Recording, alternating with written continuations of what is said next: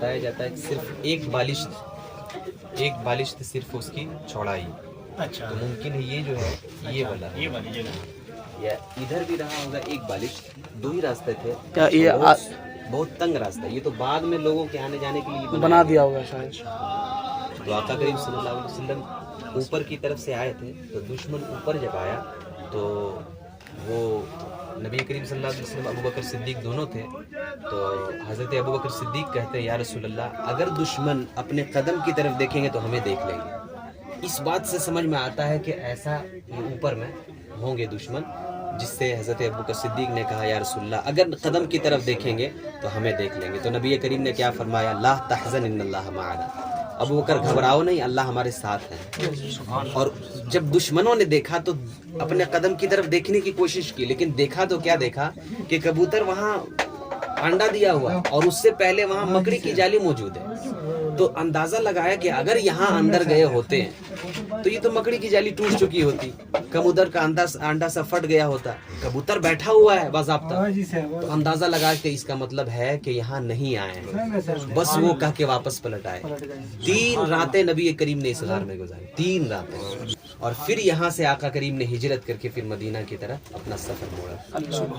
اس پہاڑ کے بارے میں یہ بتایا جاتا ہے کہ جب اللہ تعالیٰ کو حضرت موسیٰ علیہ السلام نے اللہ سے عرض کیا تھا الہ العالمین میں تجھے دیکھنا چاہتا ہوں، ربی ارینی، میں تجھے دیکھنا چاہتا ہوں، تو اللہ نے کہا کہ تم مجھے نہیں دیکھ سکتے، لن ترانی.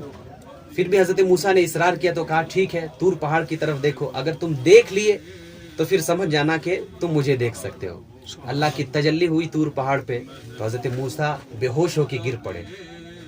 اس تجلی سے جو طور پہاڑ ٹکڑا ٹکڑا ہوا، ان ٹکڑوں میں سے ایک ٹکڑے سے یہ پہاڑ بنا ہے جس کو جبل ثور کہا جاتا ہے. یعنی یہ جو جبل ثور ہے یہ پہاڑ ہے، اسی پہاڑ کا ایک ٹکڑا ہے. اور ایک قول یہ ہے کہ اسی پہاڑ میں پہلا قتل ہوا ہے، قابیل نے جو حابیل کا قتل کیا تھا اسی پہاڑ. اچھا اسی پہاڑ، صحیح یہ اسی کا ٹکڑا ہے. ہاں یہ ایک قول یہ بھی ہے، لیکن یہ تمام کے تمام ہیں، لیکن اس سے زیادہ ہم لوگوں کے لیے عظیم یہ ہے کہ اس میں ہمارے آقا صلی اللہ علیہ وسلم اور نبی کریم صلی اللہ علیہ وسلم تشریف لائے. آپ وہاں پہ ہیں جہاں پہ کہیں نہ کہیں حضور کے جسم مبارک لگے ہوئے ہیں، جہاں ہمارے آقا صلی اللہ علیہ وسلم آرام کر رہے ہیں نا، نبی کریم صلی اللہ علیہ وسلم جہاں آرام کر رہے ہیں، تو نبی کریم صلی اللہ علیہ وسلم کے آرام کرنے کی جو جگہ ہے جو ہمارے آقا کے جسم سے لگ رہی ہے، وہ جگہ اس کے بارے میں ہے کہ خیر من العرش، وہ جگہ عرش اعظم سے بھی زیادہ عظیم ہے،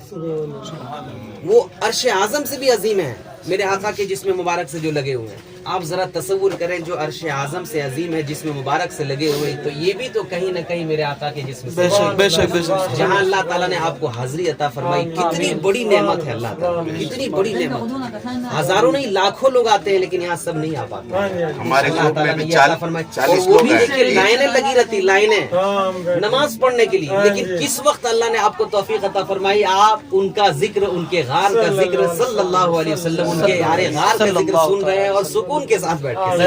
الحمدللہ اس کرم کو اللہ تعالیٰ باقی رکھے.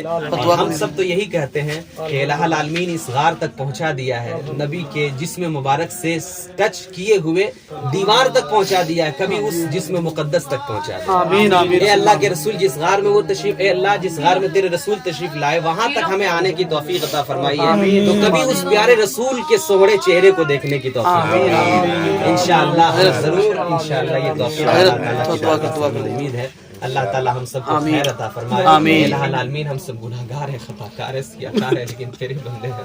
الہ العالمین تیرے رسول صلی اللہ علیہ وسلم اس غار میں عبادت، الہ العالمین ہجرت کی رات میں پناہ لیے ہیں. اللہ آج پوری امت پریشان حال ہے، اللہ اے اللہ پوری امت کے اوپر کرم فرما، خاص کر کے جہاں بھی مسلمان پریشان حال ہے تمام کو اس غار کے صدقے میں یا اللہ آرام عطا فرما. نبی کریم صلی اللہ علیہ وسلم کی محبت کے ہم دعوے دار ہیں، اللہ ہم سب کی محبت کو کامیابی عطا فرما. اے اللہ ہم سب کی محبت کو استقامت عطا فرما.